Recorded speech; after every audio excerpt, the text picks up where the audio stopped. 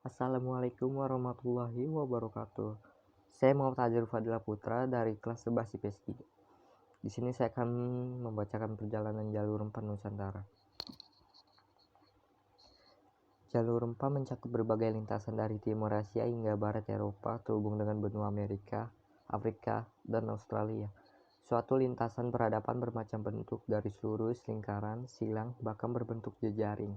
Di Indonesia, wujud rute perniagaan rempah mencakup banyak hal. Jauh sebelum kedatangan orang-orang Eropa, orang-orang Tionghoa dari India sudah lebih dahulu mengetahui rute menuju pusat rempah-rempah. Citra rempah-rempah pada mulanya cenderung lekat sebagai afrodisiak ketimbang pencitra rasa makanan. Hal ini diungkapkan filsuf Theophrastus 372 sampai 287 Masehi bahwa rempah-rempah banyak digunakan oleh tabib daripada juru masak. Hingga abad ke-13, para pedagang Tionghoa menjadi kunci penyalur niaga rempah-rempah dari pusatnya di Maluku. Dari Banda, mereka bergerak ke kawasan barat, terus berlayar hingga India menuju pasar rempah-rempah di Malabar. Lalu kapal-kapal dari Arab mengirimkan rempah-rempah melintasi Samudra India menuju Teluk Persia dan Laut Merah. Pada abad ke-14, rempah-rempah akhirnya sampai di Mediterania. Sejak itu, bangsa-bangsa Eropa mulai mencapai sendiri surga rempah-rempah yang sebelumnya hanya kabar kabur. Selain itu, ada juga kabar kabur terkait khasiat rempah-rempah yang dapat mengawetkan daging dari kebusukan atau menutupi bau dan pengamis daging. Paul Feldman dalam Out of the Eight Species and the Medieval Imagination 2008 menerangkan kabar ini beredar di seantero Eropa pada abad pertengahan.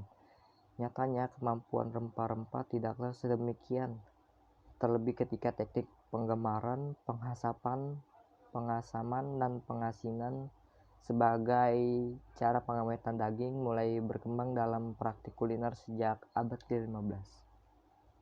Abad ke-15 adalah abad rempah-rempah yang mengubah citra kuliner Eropa yang selama zaman medieval dinilai dari berselera. Citra rempah-rempah lantas mulai bergeser dari afrodisiak menjadi penguat citra rasa eksotik hidangan di lingkungan kerajaan-kerajaan di Eropa. Walhasil, seiring dengan populernya eksotika rempah-rempah, buku-buku masak pun bermunculan.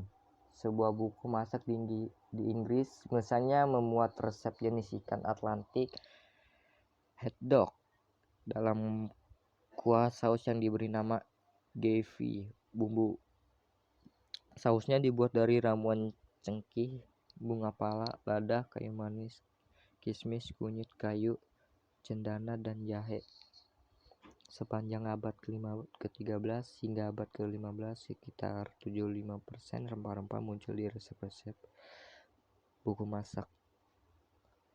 Pada tahun 1605, Stefan van den Hagen menduduki Ambon dan pemimpin tertinggi adalah Peter Both. Pada tahun 1916, Jan Pietersz Jonkson menguasai Jayakarta dan menjadikannya kota residensi gubernur jenderal dan pusat administratif Belanda dan sebagai jalur pertemuan dagang komponen. Pada tahun 1682, VOC menduduki Banten guna monopoli lada lewat peperangan. Pada tahun 1607, Kesultanan Makassar takluk sesuai dengan perjanjian Bonggaya. Pada tahun 1684, Kesultanan Banten takluk. Pertengahan abad ke-17, VOC menyerang perdagangan Timur. Wilayah penghasil rempah-rempah bagian timur, Maluku dan Kepulauan Banda menghasilkan cengkeh dan pals. Bagian barat, Sumatera, Jawa, dan Kalimantan menghasilkan lada. Segitu saja dari saya, kurang lebihnya mohon maaf. Assalamualaikum warahmatullahi wabarakatuh.